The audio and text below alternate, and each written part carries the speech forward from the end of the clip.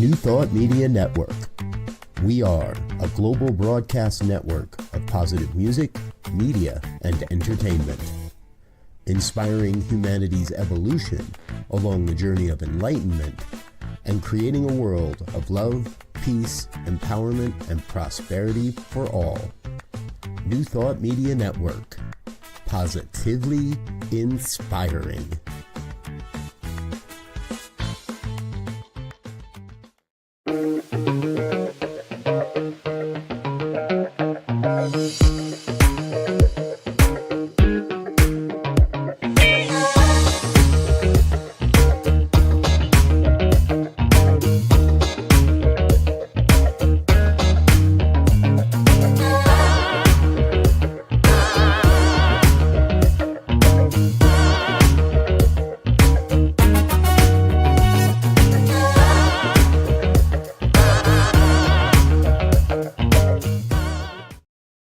And hello again, dear ones. Dr. Robert with you here on a Tuesday afternoon. It's time for New Thought today, and we've got something a little different for you here today.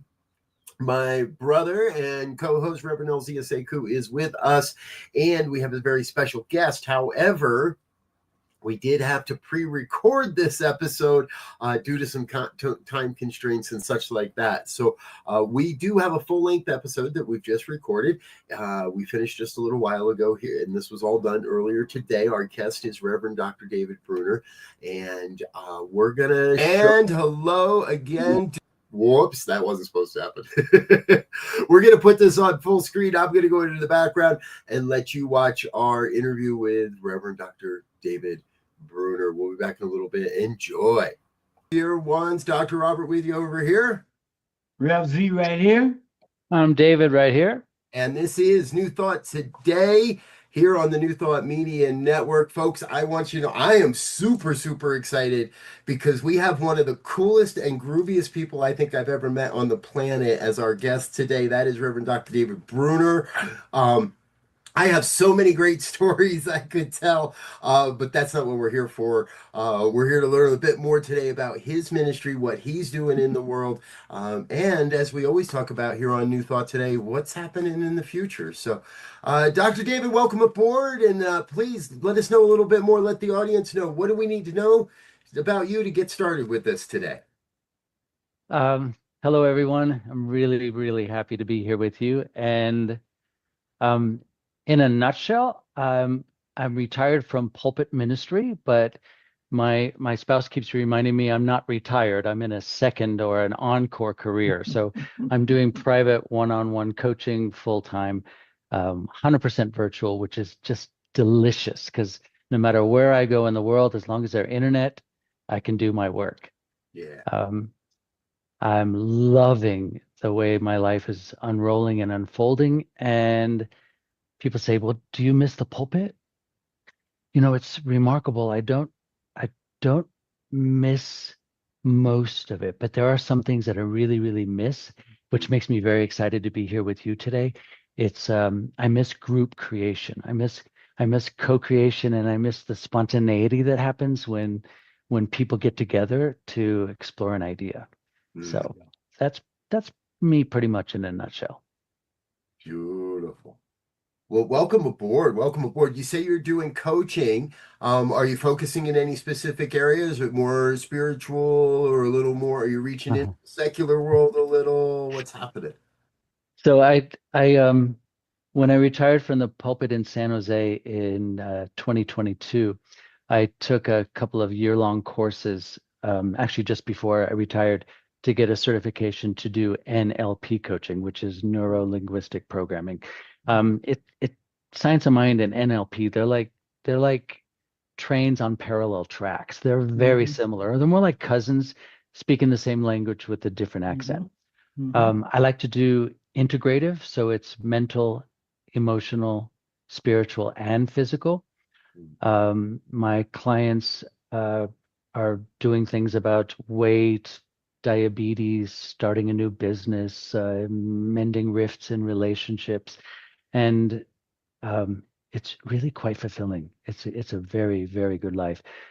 But if I were to like give you my CV, it would probably be, it's a combination of my 40 years in science of mind, my time with NLP, 30 years of pastoral counseling, all of that comes to play. Yeah. Mm-hmm. So there you go. Well, that's a lot. Because I think now that coaching piece is interesting because in a more traditional church setting, pastoral counseling is a little bit different from coaching, but it's like you say, they're cousins. But the things that people deal with today traditionally wouldn't have been asked or even brought up in a pastoral counseling kind of way, unless somebody was really grounded and centered and, I'm vulnerable, I want to lay it all out here kind of thing. And, that's just now happening, I think. And a lot of that is because the New Thought movement. You think about now in corporate America, 20 years ago, 15 years ago, even, you started talking about meditation in a corporate office, a big corporate office, they look at you like you had two heads. Yeah. Now, meditation and acupuncture and all these things are offered as things they pay for in your insurance coverage. So this whole idea, I love the cousins and tracks, things running on parallel tracks because that's life and that's what ministry is. Somehow we got skewed, but I love that. So I'm looking forward to following you and seeing how everything progresses. Yeah, Elzia, I concur 100%. There's a big distinction that I've noticed in this work versus my time on a pulpit. And that is with my coaching clients, they have a specific goal or object that is identifiable and reachable. Yes. It's like programming a GPS. You have a specific address to where you want to get, as opposed to just meandering and Yes. having a lovely walk through the park. My clients identify and declare and flesh out a specific something, whether it's a body weight or their blood sugar levels or making X amount of dollars or um, getting married or Mhm. buying a house, let's say. They're very specific. However, I do notice that with almost every single session with my clients, we almost always steer away from their life area to which we're coaching to handle situational stuff, whatever's happening. A blow up with a spouse, they found out their kids are doing things they don't want them to do, or they're feeling uneasy, uncentered. So they're both happening at the same time. Yeah. It strikes me that there was a point in time where spiritual community was truly defined by a pulpit ministry. It people didn't necessarily, they might have taken it outside the walls of the church a little bit, but that was only if we were all going to lunch together or a picnic together or something like that. And over time, and I this happened, this started well before the pandemic, but was very, very, very much accelerated during the pandemic, a redefinition of what it means to be in spiritual community with someone. And alongside that, what I see is this kind of practical application. So it Mhm. sounds like you're getting this opportunity, creating this opportunity, this way of taking all that, not only your lived experience, not only your church experience, not only the philosophy of New Thought, but being able to make that real and practical and approachable to people in their lives, in the real stuff, in what it means to have a country that appears to be divided, and what it means to have rising prices and all the various conditions of our lives. You kind of get into play in a different realm, it seems. Yeah, totally. And that what you just brought up, it has been at the forefront of my mind and my heart for for probably the immediate past. I don't know, guys, maybe 5 years. It was Mhm. about 5 years ago or somewhere around there when I began to notice I began to become consciously aware. Let me pause a moment. I noticed a handful of years back that I would wake up in the morning and there was a noticeable absence of joy. And that was unusual for me because my natural default is happy, peppy, optimistic, pretty cheerful, and it's pretty authentic. But I did notice that there was sort of my first thoughts in the morning were, yay, it's the morning. It was sort of like, uh, and then the thoughts would just they would just generate and then regenerate. And that began to be a little worrisome for me because I began to wonder, am I losing my edge? Like, what's happening? Like, is it organic because now I'm middle-aged? Is it hormonal? But then I remembered something that you probably have heard of, race thought. Um, I, I learned, I remember it being pounded into my noggin from really, really good teachers, this thing about race thought. But race thought for me, I think up until a handful of years ago, it was theoretical. But I began to have the experience. I don't remember how it was that I began to emerge from that darkness, but I began to be aware that some of this feeling of unease or unhappiness or sorrow or sadness or anger or all of those things that are part of being human, that they may not necessarily be my own. I may just be plugging into groupthink. And that has helped me quite a bit because it alleviated some of my worry about what's wrong with me. Like, when did I become so pessimistic and easily triggered and so anyway, that's a lot of words to say what you just said. I've had a real life experience that now more than ever, it is vital that I do my own inner work, my own practice. It's vital. It's vital first for my family, for the people who share a house with me, because the last thing they need is more drama that I might be generating. And two, my clients and my peers and my friends and my community, they I think now more than ever in my lifetime, they could probably use someone who is holding the high watch, who hasn't gone down the dark tunnel. Yes. Well, and you know, you bring up an excellent point, I think, in that a couple, if not if not 1,000, right?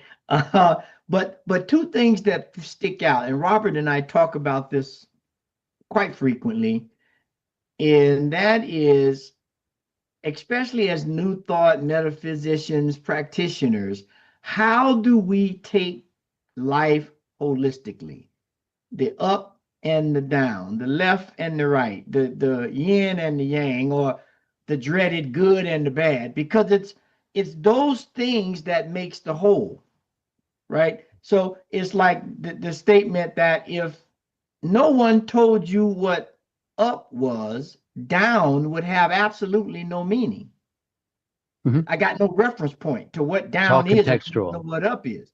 And so this idea of awakening or realizing that, okay, sometimes I am down because I know what up is, and that is the ebb and flow of life. And so when I can begin to look at that and self-care and say, okay, I'm down today, I'm not going to deal with too many people because I'm going to mess them up, right? I'm coming in with both guns loaded. And now begin to work that and begin to say, okay, perfect. This is the thing called life. Now I get to use these tools of how to alleviate that or how to minimize that. And that's what ministry and metaphysics and all that. How do I take this this theoretical information and put it into practice?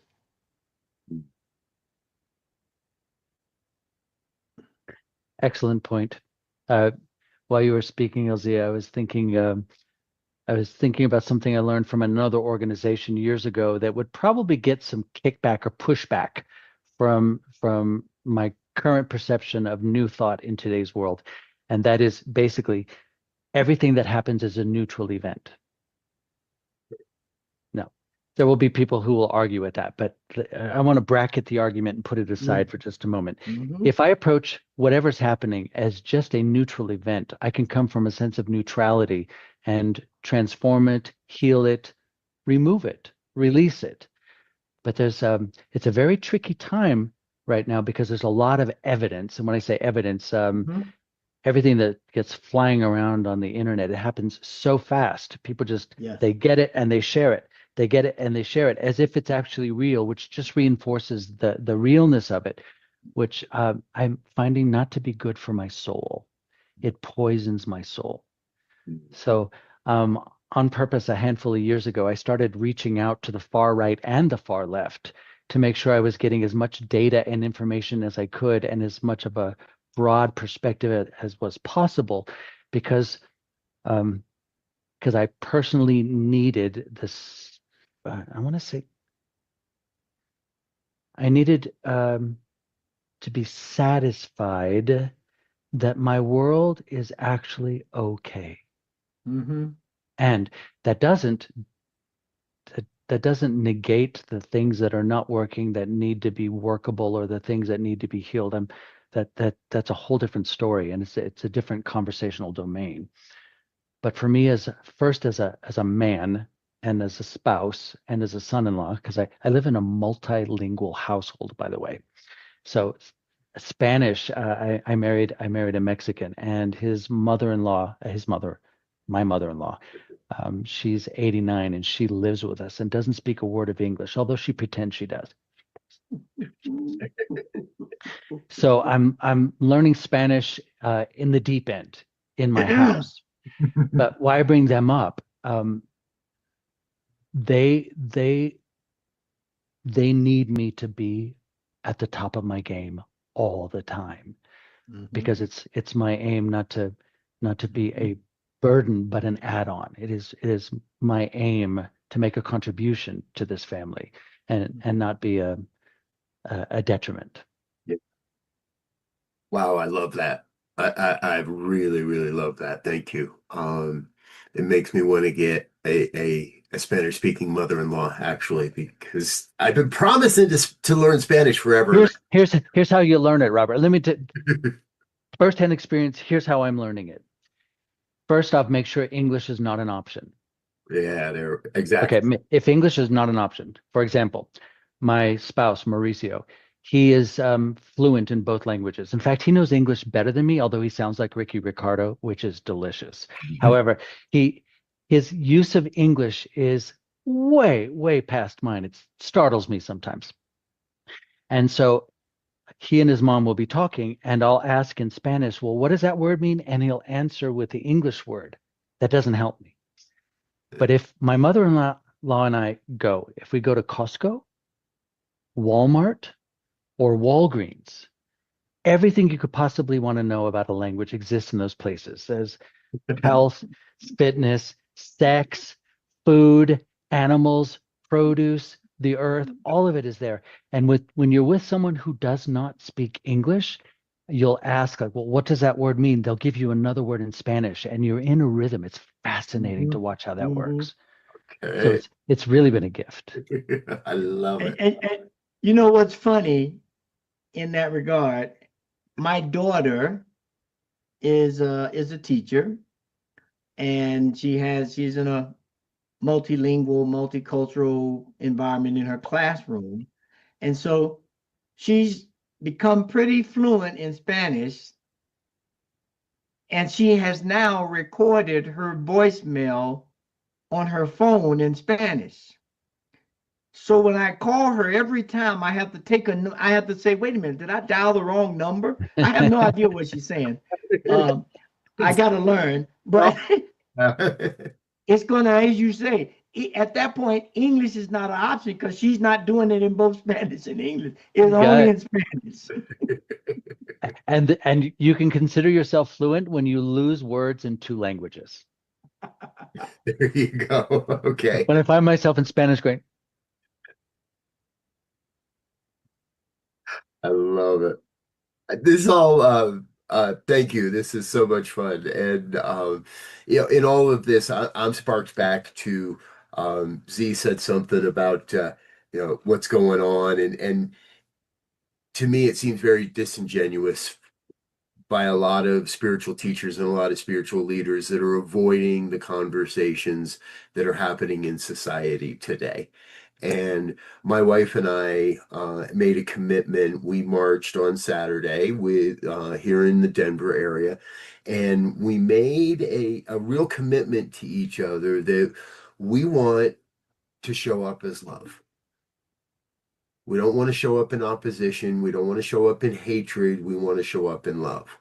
And um, and that isn't exactly the easiest thing when you're walking down the street shoulder to shoulder with a whole bunch of people, and the predominant thought is F this guy and F those folks. Um and I was actually very happy in that it felt like we were able to navigate in the regards to not just move a little bit away from that expression, that negative expression, but to, in our own way, it's maybe not hugely vocal or by shifting a chant or just by being that presence of love, able to shift. And I believe that thanks to our efforts and countless others, that march was peaceful that day, even with some F's this and some F's that. And so I'm really interested in how each of you are navigating this time that we're in, where it is, because it was really easy. It would have been really easy to join my voice to those chants. It would have been and it is so easy for some right now to slip into this. I've been playing with this idea that violence as self-defense is somehow valid.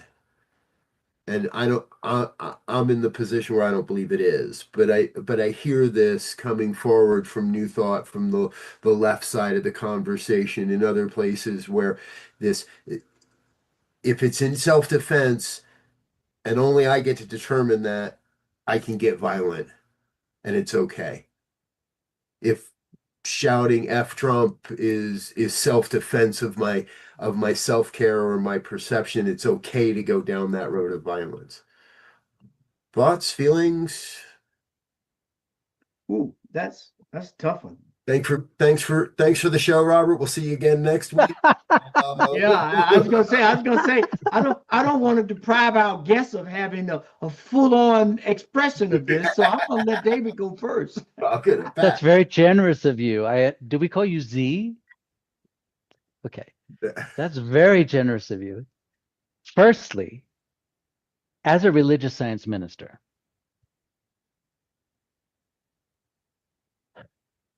if I were still in a pulpit, it would be vital for me personally, from my perspective, from my own ministry, my own rootedness in what I believe about life and what's real for me. Mm-hmm. That when people leave my congregation to go home, to go to brunch, to go take care of their kids or do what, that they leave there actually hopeful and optimistic. Mm-hmm. And I'm finding that it would be very tempting to use the pulpit for a political perspective. Mm-hmm. So at this stage, it's a good thing that I'm not in one, because I wouldn't be one. I personally, you won't see me marching. You won't see me holding banners. You will not see me posting publicly about my political perspective. You will not see it. I remember when the election happened in 2016. I remember watching first with curiosity and then with horror, or maybe first with horror and then curiosity, how proud some of my peers were to jettison their family who voted differently than them. Mm-hmm. And I found myself getting sad while I was watching from afar how it would be justifiably easy to block, unfriend, argue with. Anyway, the reason why I think horror was happening was because I had turmoil inside myself. and I had left enough trails of wounded people behind me in my decades of ministry that I did learn to do as little damage as possible. So as I was maturing as a man and a minister, I I began to have some, I don't know, some knowledge. Thank you, Jesus, Mary, Joseph, Buddha, and all of the saints that I finally got. If I have nothing positive to contribute, the least I could do is to not create more damage. So what I'm noticing is if I were, let's say if I were the type to want to march, to want to protest anything, regardless of the side, I would first make sure I was in check, that I'm not marching from the conviction of the absence of good. So there was a like a class I learned from Dr. Kathy Ann Lewis in Seattle, and I borrowed it. She led me, and I totally made it my own. But it was basically a year-long, the Best of David course. Like it was, this is a year's worth of how I live my life. These are the guideposts. These are the lighthouses of my life. And one of them is um, when I'm not centered internally and externally, when I'm finding that there's turmoil inside of me, or there's a bit of bitterness on my tongue or in my soul or in my heart, I probably have what Emma Curtis Hopkins called conviction, but I have conviction of the absence of good. So I can see that this is now probably a tricky time to be on a pulpit or to be in spiritual leadership, because there's enough evidence to prove to you that there's an absence of good. Now, what happens in that place for me personally is that I'm pretty much then becoming I'm circling the drain. I'm powerless, and I'm at the mercy of what's happening externally. And at this point in my life, I am on purpose staying in my little cave up on a hill, taking care of my inner world, because the people immediately around me, they need my rock solidness and my certainty, my optimism and my hopefulness, and that won't come while I'm in opposition to anything. Now, I'm not saying that the opposition is not necessary, but that's not mine to do, because I'm too susceptible to becoming bitter and mean and nasty. And then I'm smart enough, I'm not really smart, but I'm smart enough to use, for example, the science of mind to justify my bitterness and my conviction in the absence of good. But then I remember Science of Mind, page 52, that quote. It's the most insane, and I know it off the top of my head, but it would not be doing justice to miss any words. But here, hence it follows, if that we believe it will not work, it really works by appearing to not work. When we believe that it cannot and will not, then according to principle, it does not. But even when it does not, it still does, only it does according to our belief that it will not. Exactly. I love it. I don't know if I just ran away from the question or the topic, but it's very tricky right now. How could I take a stand against something? How could I do that while remaining in a simultaneous place of expectancy of positive outcome? Right. So that's the job I'm taking. I'll bless all those people who are doing everything else, but mine is not to be vocal and create more division. And that's a great segue. I'm glad I let you go first. Because I think and we'll see if you agree, but I think it was very appropriate, because as someone who grew up in the South during the 60s and 70s, when there was all sorts of turmoil, the Black church was everything. It was the marchers, it was the doctors who bandaged your head if you got hit during the march. It was those people who didn't march, but they drove you to the march. There were those who may have been younger who made the signs, right? So there was this team, if you will, that supported what needed to be done at that time at the level that they were. Now, I've been on a bunch of edges, for a long time. And sometimes the edge gets too thrilling and I don't want to be out there no more. So for me now, like Robert asked me, was I coming to March? I said, nah, I didn't, trust me, I didn't march in some places that you don't want to march. And I think the brilliance and the beauty of what you said is that first and foremost, everything is not for everybody. That's the first thing. The second thing that you said is you have to find your lane and stay in it. Right? If I'm a, I have a friend, he was asking me about NASCAR because they had the NASCAR driving. And I said, dude, I grew up in the South. It's drag racing. I don't know nothing about NASCAR. But if you start talking about drag racing and gassers and double A gassers and funny cars, let's go to work. And so I understood and I understand better and better each day what I can contribute, how I can be of value in the specific thing that's happening now. And I just try to do the best I can. Right. And I think when we can do that as individuals, that wholeness that we seek, that world that works for all just falls into place. And so that's my take on it because it's rough out there. There's a distinction I've learned from landmark education. Do you forgive me for stepping on your words, Robert? No, go for it. There's a distinction. I don't know if you know this about me, but I'm always in education somehow. I'm always taking a class, and very often it's not in science of mind. I'll take Skill Path, Coursera, landmark education, whatever I can get my hands on. And currently it's exploring some Jungian dream exploration, which is magical and over the top.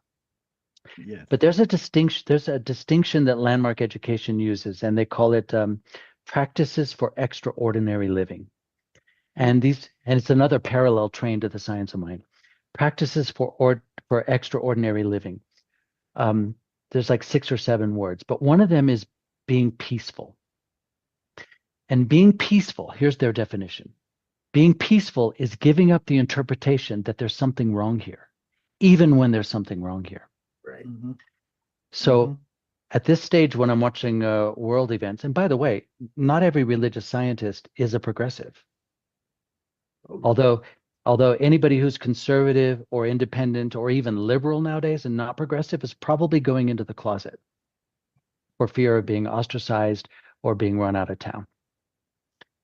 But being peaceful is giving up the interpretation that there's something wrong here, even when there's something wrong here. That is one of the most magical spells, concoctions I've ever taken. So even when I find myself unsettled, I notice there's some part of me now that says, give up the interpretation, there's something wrong here, even though there's something wrong here. When I give up the interpretation, there's something wrong here, I find myself in neutral territory, the place from which something new can be born. And when I don't give up the interpretation, there's something wrong here, I tend to follow it down the rat hole of there's something wrong here. And I find more evidence and more algorithms that will prove to me there's something wrong here. And then I'm just bat crazy. Another one is being powerful. Being powerful is to ask for what you want and take what you get. And this is not a good thing for religious scientists. What? Most religious scientists they'll ask for what they want and then secretly complain about what they get. Or they ask for what they want and then they're upset about what they get. But if you could really ask for what you want and then take what you get, you're in a position of power because you can always ask again. Mauricio has proven that to me. He asks for what he wants, he takes what he gets, and then he asks again and again and again. And that's a great role model. That might have been a non sequitur. We're all good. Okay. And we do need to take a break, folks. Let a couple of our sponsors say hello and thank you to you. Let you know a little bit more that's going on around New Thought Media Network. However, I feel like as always, I'm getting to sit at the feet of a master when we get together and talk. So we're going to take a short break. We're going to be right back with more with Reverend Dr. David Bruner here on New Thought Today. Stay tuned.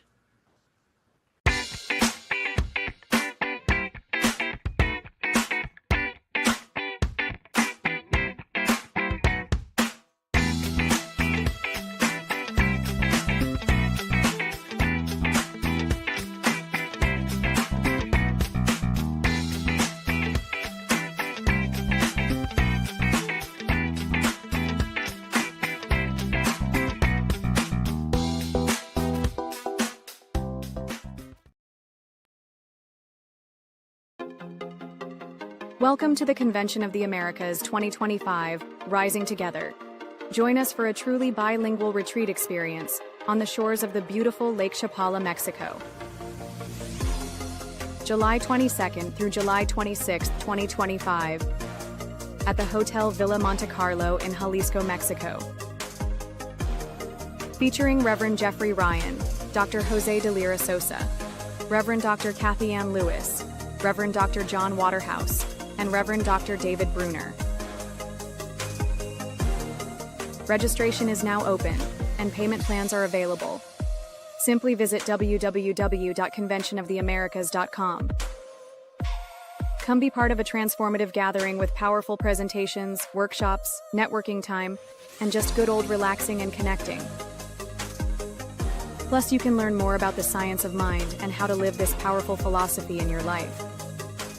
Transform your life at Convention of the Americas 2025, Rising Together.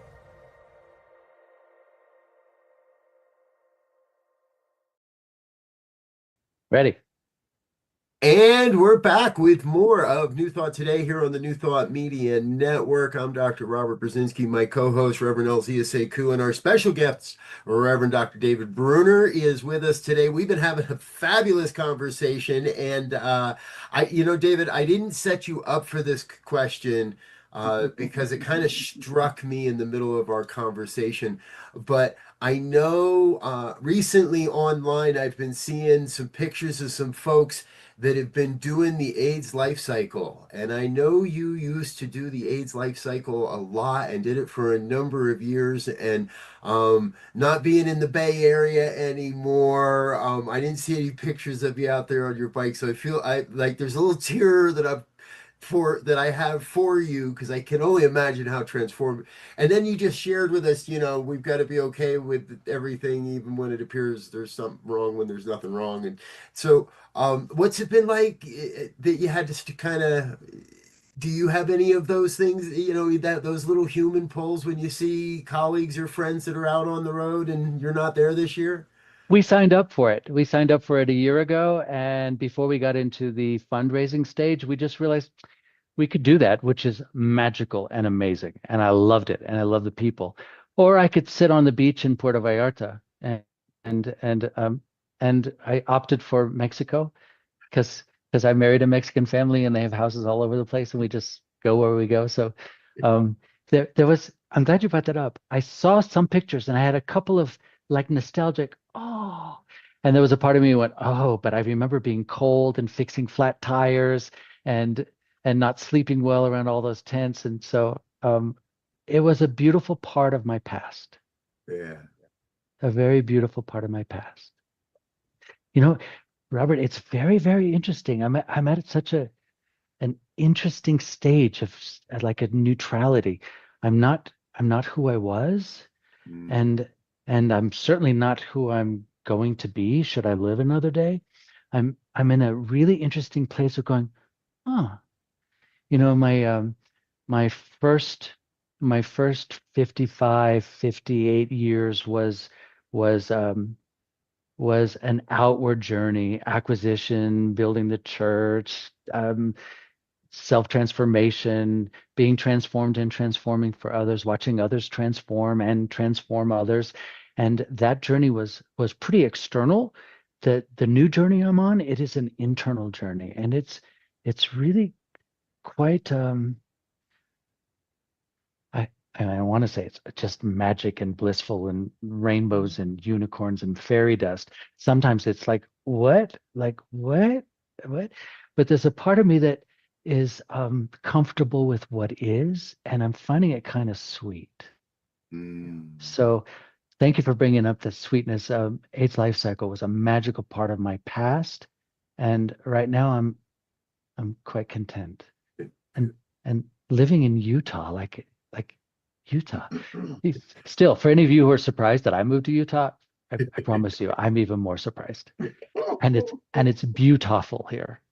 I was gonna say that knowing where you live now, that's not fairy dust that's blowing across your backyard. It might be a little radiation in that dust that's blowing across. That's good old-fashioned desert dust you're playing with now, sir. So And the mountains are majestic. Like I built this office on purpose with this massive window. I look at the Wasatch and I look at a lake, and it's like, whoa. The I can keep staring at the mountains, and they speak to me, but I don't know their language yet. It's kind of like when I first met Mauricio's mother, and she would be speaking to me in Spanish. We're talking 18 years ago. I knew she was talking to me, but I had no idea what she was saying. That's what's going on living where I'm living. They're speaking to me, but I don't know their language yet, but I'm hopeful. You And you're know, looking at the same mountain range from the other side. yes. And you brought up a couple of good points for me. The first one is that my father would always tell me when I was, I don't know, confused or full of myself or anything in between. And he would say very simply, just keep living. Just keep living, because whatever you think now, just keep living. It's gonna change. That's what life is. And it made me think about something that I spent a lot of time with, and that's rites of passage. I've done some decent study in Egyptology and looking at that whole ancient Egyptian system of initiates.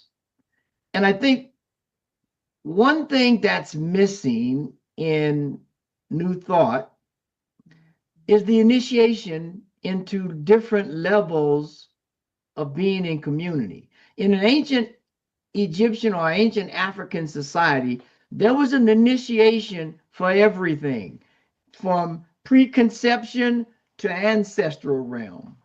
And each one of those initiations put you in a mind shifting consciousness, whether you were on the planet already or had left it, that allowed you or gave you at least the opportunity to take another look at life.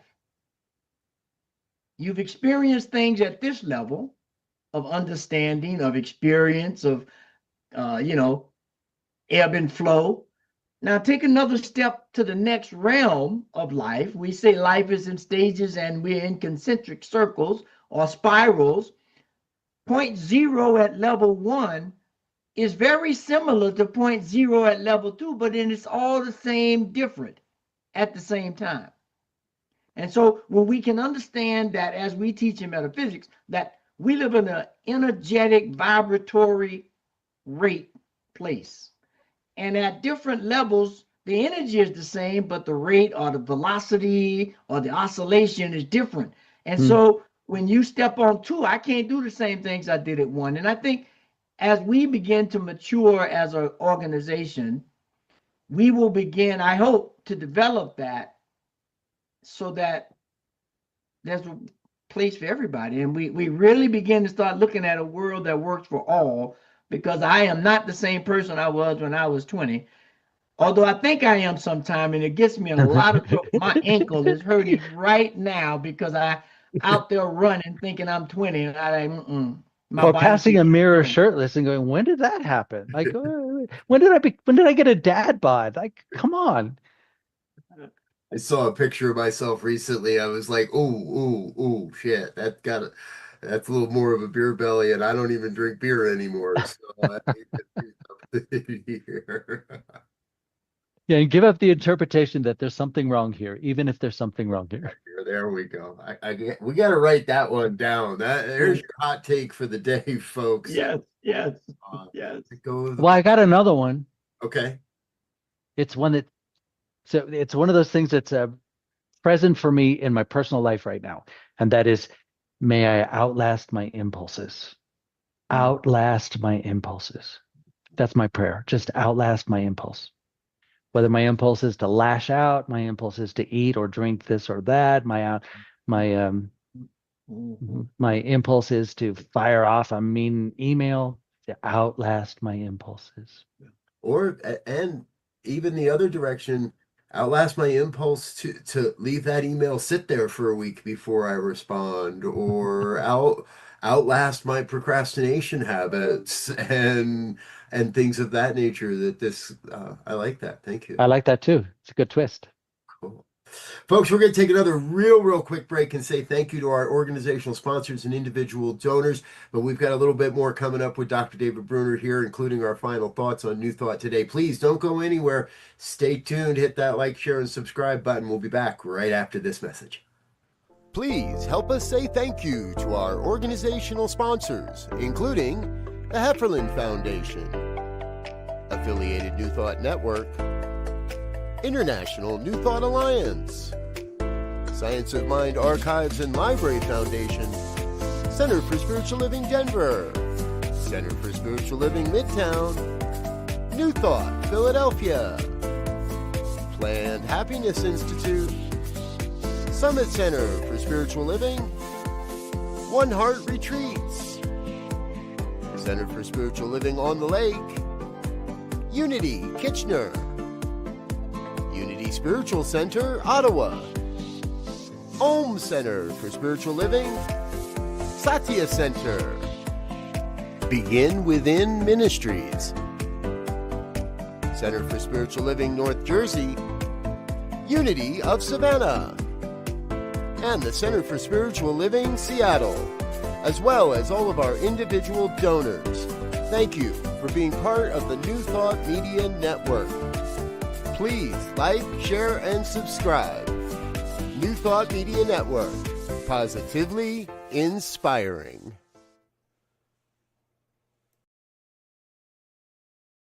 Back with more of New Thought today. Our guest today has been Reverend Dr. David Bruner. And you know, Dr. David, we often in our second segment or even our third segment, we talk about what people see for the future of New Thought and what's coming in the future. However, as I've been listening to you today, that just doesn't feel like the question, because what I've heard from you is a theme. And that theme is that you are actually living in the question at the moment. You are in that place of deep listening and open to what's revealing itself, more so than trying to put a bow on it or articulate it or share it with people. I've heard this neutrality piece in what you've shared with us today along the way. So yeah, it kind of leads me to what hot takes or what great wisdoms are boiling or are bubbling within you that you haven't had a chance to share with us today. But while you asked that question, something came very alive for me. Mm. So I remember vividly March 13, 2020, when we were instructed by Santa Clara County that we were out of business, shut down. And then began the most terrifying, beautiful period of my ministry. I was suddenly in a very large room all by myself with a couple of other people, and then spontaneity, an authenticity I didn't even know was possible began to emerge, and a real comfort with who I am and what I'm up to. But why I bring that up is I think, this is just my theory, given the limited data I have. 200 years from now, we could look back on this and go, you were so way wrong. However, I think what's happening to religious organizations across the board, Buddhist, Taoist, Hindu, Jew, etc., what's been happening is a trend that was happening that COVID just accelerated. I don't think COVID caused anything that wasn't already, didn't already have inertia. Mm-hmm. Mm-hmm. And I think what will be, nobody individually actually knows, but I think collectively we will invent. So the only way I think I could actually answer that question is I have no idea what's going to happen. I have no idea how it will unfold. However, I guess for it to unfold in a way that is vibrant and with a crescendo or a growing or a growth, in order for that to happen, it's going to be something we can't even imagine right now, or something we haven't talked about. I don't think it will happen while we continue trying to reinvent what has been, because we've been pretty good. We invented a really good product. It produced a lot of really great results. And And I think if we keep going back to it, it's like going, we need to go to the nursery, not to the morgue. Mm. Okay, there's another tagline. Go to the nursery, not the morgue. Like, go to the nursery for volunteers and not to the morgue. Go to the nursery for what's next and next steps. That's what I would think, which is why a 59-year-old man is very good right now being isolated in a room with just clients and not a pulpit of my own. Beautiful. Thank you. Thank you. Thank you. All right, folks, we are almost running out of time here today. So we're going to kick it off with some final thoughts and let you get back into your day. So, but we always do our final thoughts. So, Elzia, how about kick us off here? Yeah, yeah. I mean, this has been a rich conversation, and I think the thing that just sits with me as we've had this time together is that we have to return. I'll take the have to out. I would suggest that we return to the mystery. When we look at the teachings of ancient wisdom, it was a mystery of why the sun came up every day. It was a mystery of why ladies could have babies and we couldn't. It was a mystery as to why the Nile River rose and flew and flew, and the river flows backwards. When we can begin to understand that it's all a mystery, and that the pertinent point is the type of question that you ask, how inquisitive you are, how observant you are, that you begin to see the one thing I love of the many things about ancient societies, and specifically Egypt, they had the process of becoming, raw becoming every day, going into the underworld, into a mysterious thing, but there was the process of becoming and being new with a new perspective every day. That's what we have to get back to, because they made things in the ancient world. We think we're so technologically advanced. They've sent a bunch of crews to Egypt. None of them can make a pyramid with no cement, with blocks or blocks on the pyramid that are the size of freight train cars. That's because they was in the mystery. They observed, they witnessed, and they asked the question. That's a long last final thought, but I just felt moved to say that. Well, I like it, by the way. I like it. yes, absolutely. Dr. David, for you. I think if there's an overarching inner commandment, it is for me, act like, no, forgive me for taking time. It was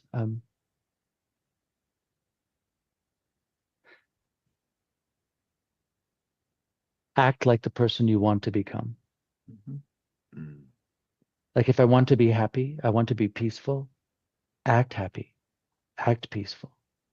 Yeah. If I want to be and to give up the truth, I think it's Ernest Holmes, badly paraphrased, which I'm really good at, by the way. I'm really good at badly paraphrasing. To abandon the truth in our hour of need is to prove we did not know the truth. And I'm just noticing right now that there are moments in the world that I see, I go, you're abandoning truth, David. And that's to prove I didn't know it. So right now, more than ever, I need to do my inner work. Mm. And thank you, by the way, gentlemen. Thank you for this time. Yeah, thank you. Thank you very much for this time. It's always a fabulous conversation. And I remember more than a few coaching sessions with you where I just walk away like starstruck in that, wow, I didn't know we were going there in a half an hour. And so this has been a great journey, and thank you for that as well. I hope we'll get you back again at another time. Folks, I'm not going to add anything because I don't think there's anything more to be said today, other than come back next week, because we're going to have Reverend Deborah Johnson's going to be with us next week here on New Thought Media Network. Every Tuesday at 2 p.m., Tuesdays at 2 p.m. Mountain Time. Join us and check out our YouTube page. There's playlists there with all of our past interviews and all of our past episodes. Please check that out. If today's the day where you'd like to donate a little something, feel free to visit the website, ntmedia.org/donate.